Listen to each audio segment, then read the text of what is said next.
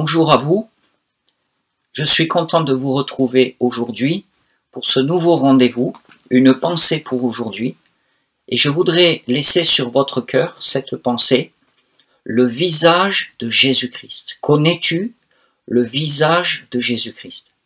Peut-être me direz-vous, mais monsieur le pasteur, nous n'avons pas trouvé de peinture, de sculpture, de dessin, de photos, nous montrant, nous révélant quel était le visage de Jésus, la couleur de ses cheveux, le teint de sa peau, la couleur de ses yeux. Mais ce n'est pas de ce visage-là que je voudrais vous parler. D'ailleurs, Dieu n'a pas prêté attention à ces choses. Il nous est dit que Jésus n'avait rien pour attirer les regards.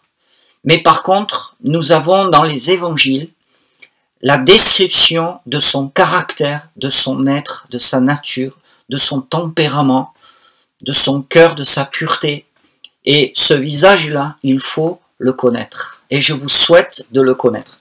J'aimerais lire avec vous un texte dans la première épître de Jean, au chapitre 1er et au verset 9. Il nous est dit, si nous confessons nos péchés, il est fidèle et juste pour nous les pardonner et pour nous purifier de toute iniquité. Amen. Si nous confessons nos péchés, il est fidèle et juste pour nous les pardonner et pour nous purifier de toute iniquité.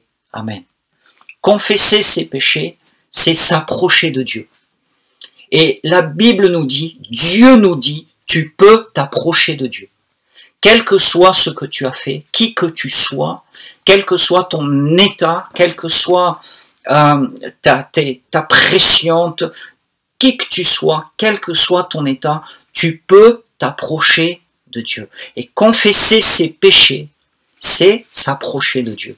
La Bible nous enseigne qu'il y a des besoins dans le cœur de l'homme, dans la vie d'un homme et d'une femme, que Dieu seul peut satisfaire. Et notamment les besoins concernant le péché. On peut essayer de se racheter, on peut essayer de se justifier, on peut essayer de réparer le mal par des bonnes œuvres, on peut s'enfermer dans une espèce de vie de chantage, dans une vie religieuse, on peut faire tout cela, ça ne répond pas aux besoins de justice. Parce que seul le juste et seul le fidèle peut répondre aux besoins de justice que nous avons dans notre vie, dans notre cœur. Et il est bon de prendre conscience de ces besoins pour que nous soyons poussés à nous approcher de Dieu, à nous approcher de Dieu. Si nous confessons nos péchés, il est fidèle et juste pour nous les pardonner et pour nous purifier de toute iniquité. Si nous confessons nos péchés, il est fidèle. Jésus est appelé le fidèle.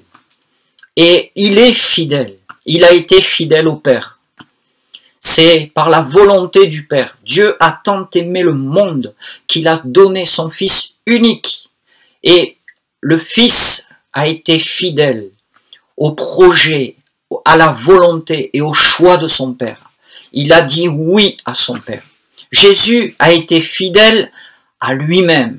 Il ne s'est jamais détourné, vendu. Il n'a pas usé de manigance, comme un caméléon qui change de couleur de peau selon l'endroit, le contexte dans lequel il se trouve. Il ne s'est jamais renié. Le Seigneur a été fidèle à sa nature, à son appel, à sa vocation. Il n'y a en lui aucune ombre de changement. La Bible dit que il est le même hier, aujourd'hui et éternellement.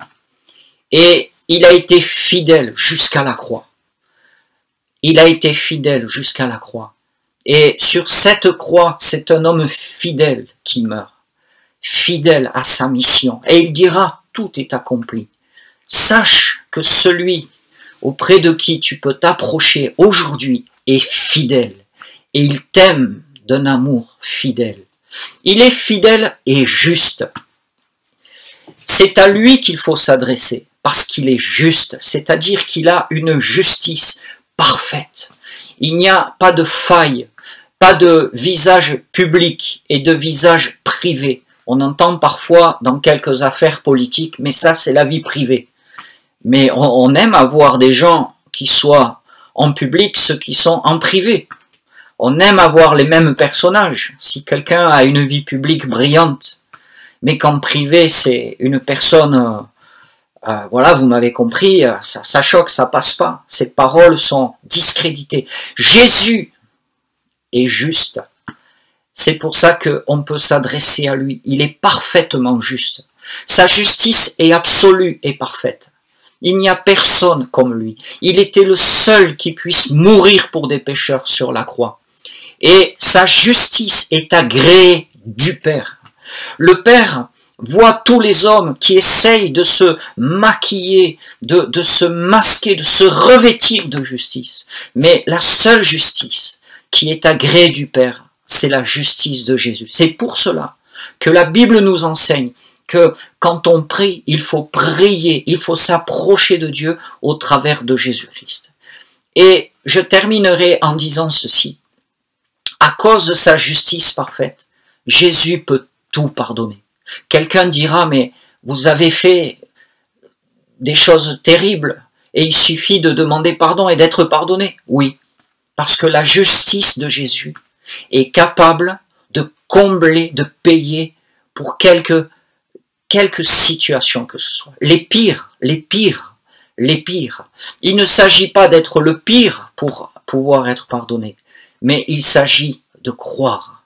Alors je voudrais t'encourager, mon ami, à te rappeler que Jésus, pour toi, il est fidèle et il est juste pour te purifier de tout péché. Soyez bénis, que le Seigneur vous accompagne. Amen.